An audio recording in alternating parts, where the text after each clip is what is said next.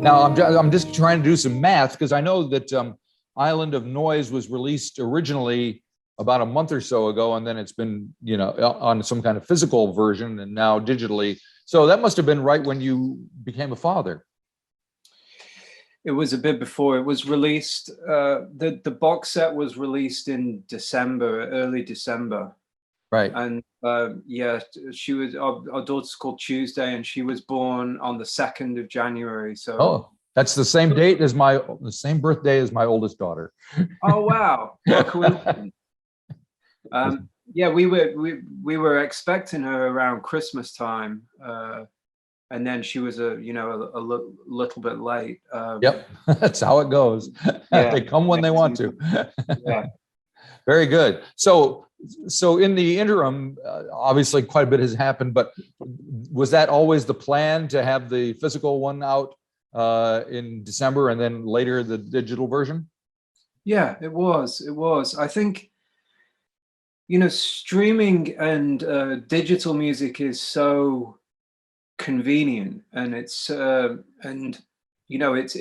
incredible that I think, especially for younger people who are becoming interested in music or interested in making music, that they have, the entirety of recorded music kind of at their fingertips. Right. But I think that the trade-off is that music has become devalued in all senses, really, financially, but also devalued in the sense that you don't have to work too hard to find a record anymore. You don't have to. Yeah. And I think with that, especially with new releases, because there is this huge, there's this torrent of new music every week, every day. Yep. It's very difficult to release something and give it some kind of gravitas, if you know what I mean. Yep. Especially if it's something that you feel particularly proud of, or that you feel like maybe warrants a bit more attention than other things that you've released. So what is it about Island of Noise that makes you feel that this warrants that attention? Well, that's the thing. It's I've sort of come to the conclusion recently that I mainly do this or make music for myself, right? Not necessarily to listen to, but it's a way of processing the world, or processing your imagination in a way that the written word can't do, or so. On one level, I just feel very proud of it myself, and I feel pleased. It's as close to the music in my head that I've got, I think. So I just felt, I suppose, more of a reaction to things I've done in the past, where you release something digitally and also on vinyl and stuff, and that's it. It's kind of done. Right. You go and you play some shows, but I really wanted to. I felt that the idea behind this record warranted some embellishment to so that's why there's the kind of there's an alternate record. There's a book that came with it. We made a film. I just felt that it was a project that I wanted to be absorbed in for longer, So did you always have a vision of how this record was going to be? Were these songs composed as a whole, or did they kind of come together and become that? No, very much as a whole. I've, over the last few records I've done, the first Modern Nature one and a solo album I released, I've sort of approached the writing in the same way that I imagine, a novelist or a playwright would approach a a play, or it's strange with music because we had a period of time in like the sort of late 60s, early 70s where music or albums moved into a territory that was similar to opera or classical music, or plays, novels, where there was there was an overarching narrative to them, and that kind of thing, the concept record sort of died off. It became so overblown that it's a punk happened, and well, I guess with Meatloaf just passing, I guess that was probably where that happened. Bad Out of Hell was the kind of the epiphany, the ultimate concept album, very overblown. I mean, very successful, and then I think that came out in '77, right when punk happened as well. So yeah, I think so. So so for all the Modern Nature records and the solo album that I did, I approached it in the same way. I had a narrative, and I would, you have an opening theme, a closing theme, that kind of maybe an overture at some point, and then so it gives it kind of a cohesiveness, but also as practically speaking, as a writer, you have almost small projects to fill in the gaps. At this point in the record, it needs a slower piece to kind of bring it back down. And so yeah, the music was very much written with that in mind, and it brings on certain problems, because when you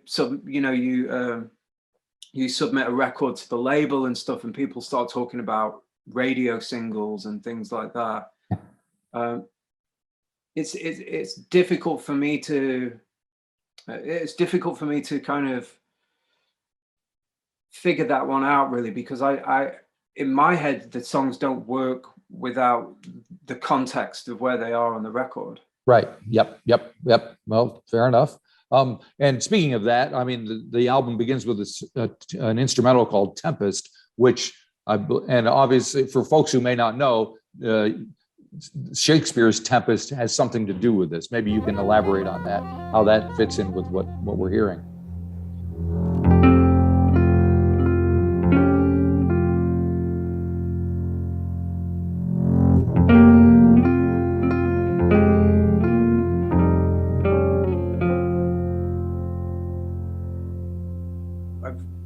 Read The Tempest, I first read it in school, like I imagine lots of people did, and then it's something that I've come back to every 5 years or something. I've whether it's been I've reread it, I've seen multiple adaptations, and to me it lent itself as a kind of framework for a record, because it's so insular in its scope. It's based on an island. It's a very sort of simple story, but it brings in all these different themes of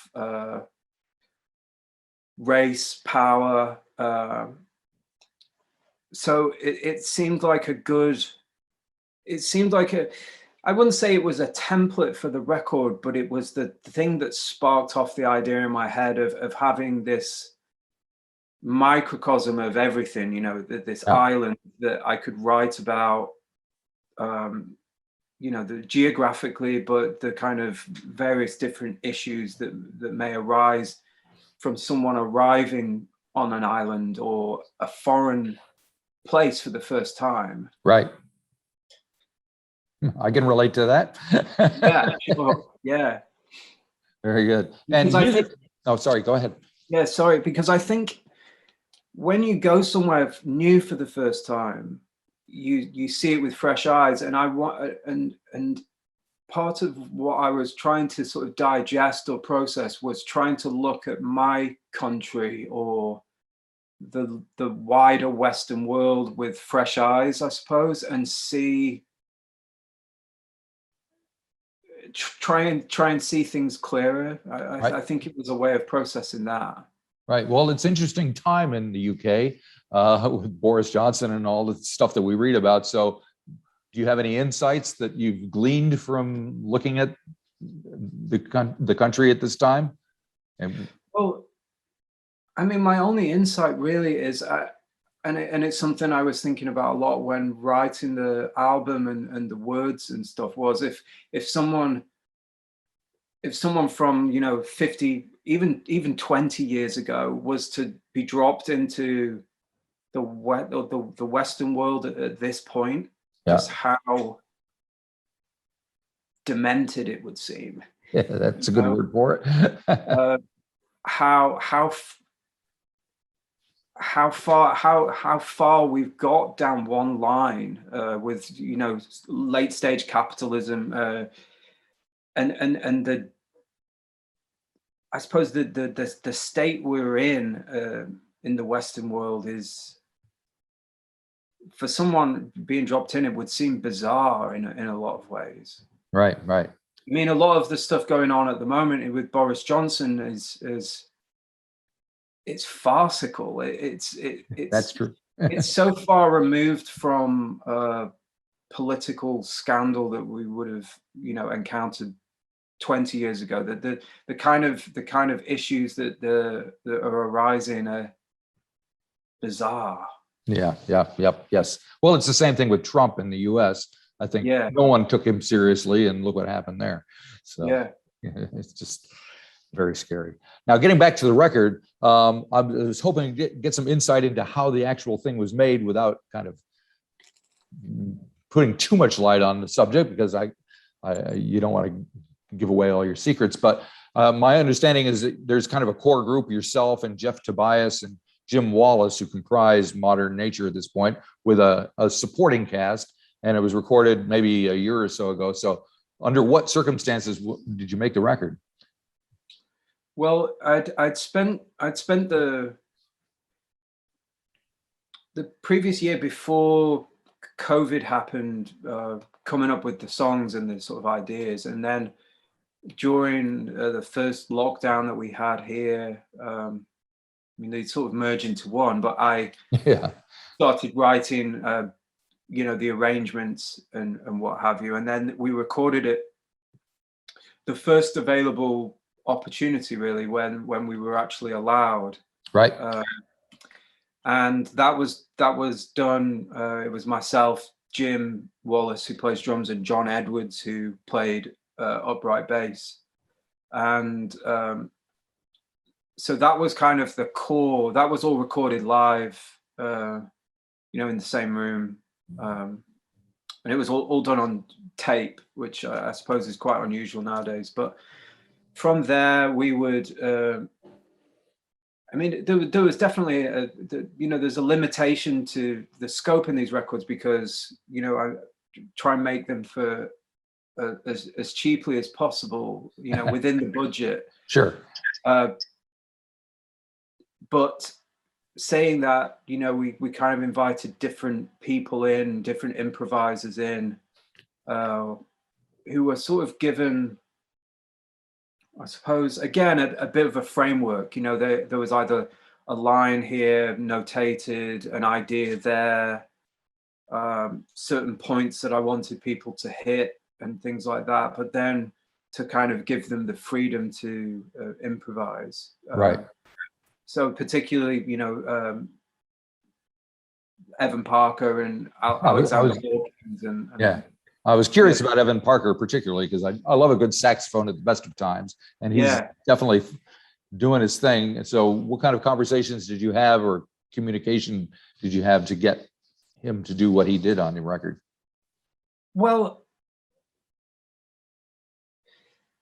I mean, in my head, I had him almost playing a character, I suppose, in the narrative of the island, I suppose.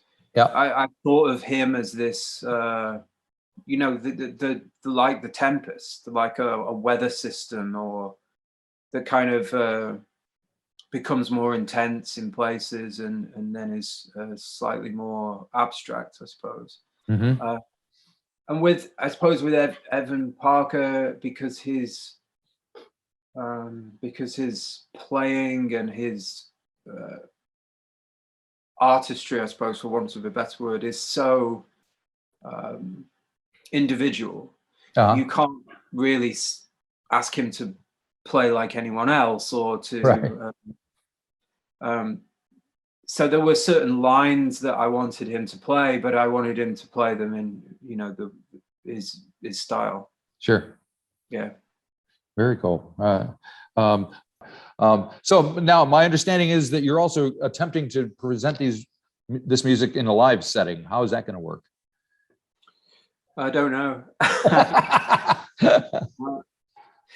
Well, I mean, without getting into, I suppose, the boring side of it, there's obviously like a financial limitation on taking 10 people on the road. So I think at some point, I think maybe in the past I've become too fixated on trying to replicate records live. So I think the idea with this is to have a few different iterations of the group that can play in different circumstances. But I think there's a hope that maybe later in the year we will try and get the whole 10-piece group together for a performance. But you know, I think that it warrants a bigger room and kind of maybe different circumstances than what we're used to. Yeah. Okay. All right. Well, I mean, you've given people a lot of stuff to consume and to take on board with the film and the booklet and the music and all that that's been out for a while. What kind of reaction have you got from people? I think the reaction that I hoped, that this is maybe something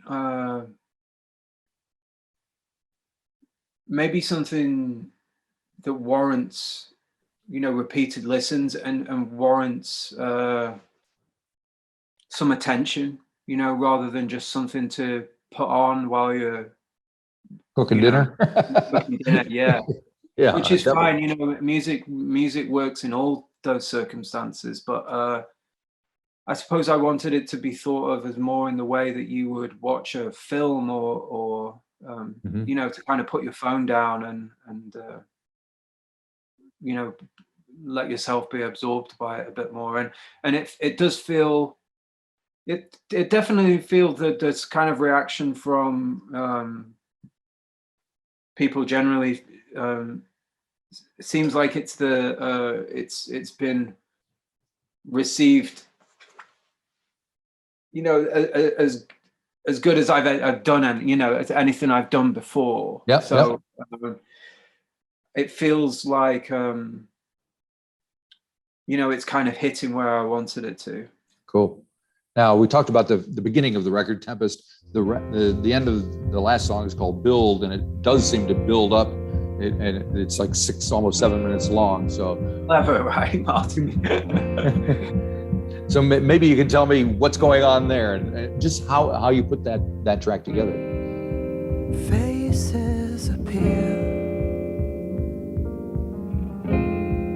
at windows amazed in fear, a lion heart afraid, flags hanging limp and frayed. Well, I think I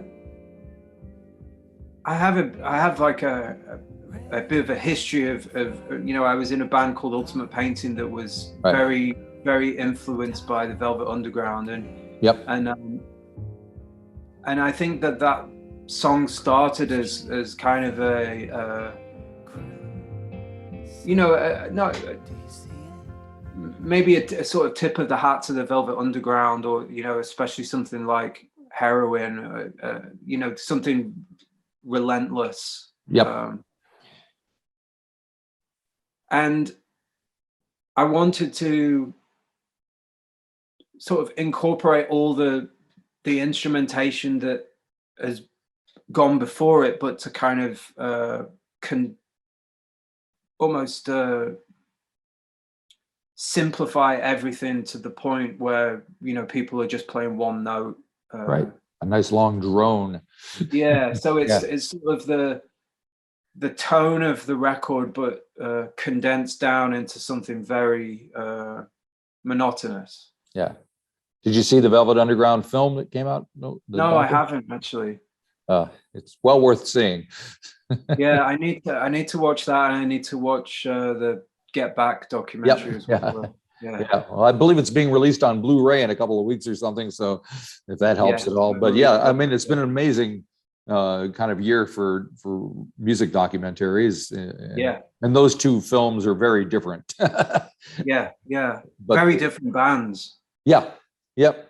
But almost two sides of a coin, really. Exactly right. Yeah. I mean, I'm a big John Cale fan myself, so it's nice to see him getting some due and some recognition after all these years. And I love John Cale, and I know it's not a competition really, but I prefer John Cale's stuff after the Velvet Underground to Lou Reed. Definitely. Same here. Yep. I can absolutely. Helen of Troy is one of my favorites. So yeah.